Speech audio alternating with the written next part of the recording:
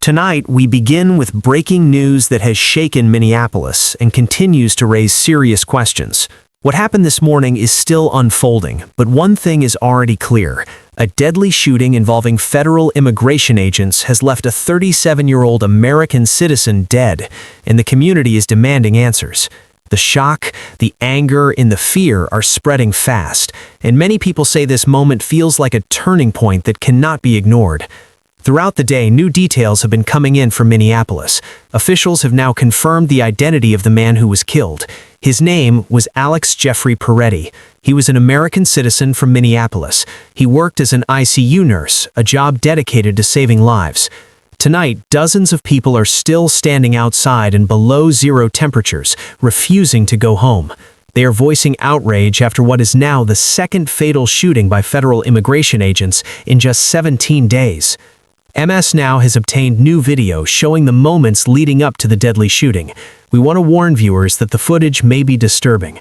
The video captures shouting, tension, and chaos as federal agents confront the victim.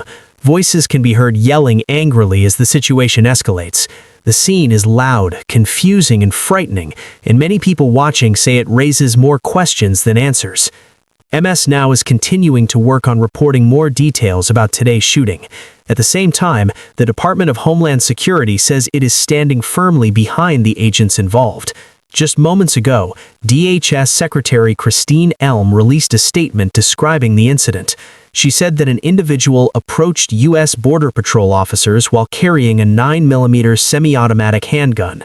According to her statement, the officers tried to disarm the individual, but she claims the armed suspect reacted violently. She said this appeared to be a situation where the individual arrived intending to cause maximum harm and to kill law enforcement officers. However, MS Now has since learned that DHS plans to lead the investigation into its own officer who shot and killed Peretti, rather than allowing the FBI to take over. This decision has triggered strong backlash from Minnesota officials. State leaders are pushing back hard, saying this cannot be handled internally without accountability. One Minnesota official described the situation as a campaign of organized brutality against the people of the state. He said that today, that campaign claimed another life. He stated that he has watched the videos from several different angles and described them as sickening. He went on to deliver a strong message to the federal government, saying that Minnesota's justice system will have the final word on this case. He added that the chaos being seen right now is being caused directly by ICE, Border Patrol, and the current federal administration. He said they need ICE out of Minnesota and made it clear that these agencies are not making people safer. We now turn to MS Now reporter Alex Tabbitt, who joins us live from Minneapolis. He has been on the ground covering all developments since early this morning. He was asked to describe what is happening behind him and what the mood is like on the streets. He said the mood is angry. This is now the second fatal shooting in this city in just 17 days involving a federal officer. He described it as the latest moment in a long series of tragedies that the city has been facing. In the background, protesters can be heard chanting phrases like "stand up and fight back." Another chant repeated over and over is "ICE out, ICE out."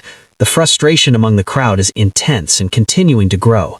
He reminded viewers that just days ago, a 5-year-old boy was detained by ICE. 17 days ago, another person, Renee Nicole Good, was shot and killed. He explained that this all began 6 or 7 weeks ago after the president made comments calling members of the Somali diaspora garbage. That community numbers around 81,000 people. Soon after those comments, federal immigration agents were sent in as part of an operation known as Metro Surge. After Renee Good lost her life, even more agents were deployed.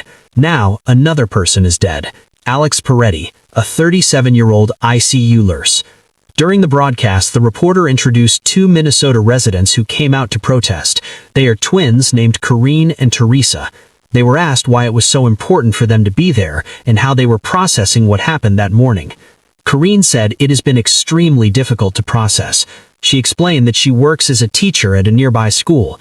Earlier in the week, she had been delivering food to people who were too afraid to leave their homes. She said it felt like that was not enough. She felt she needed to physically be present and do something more.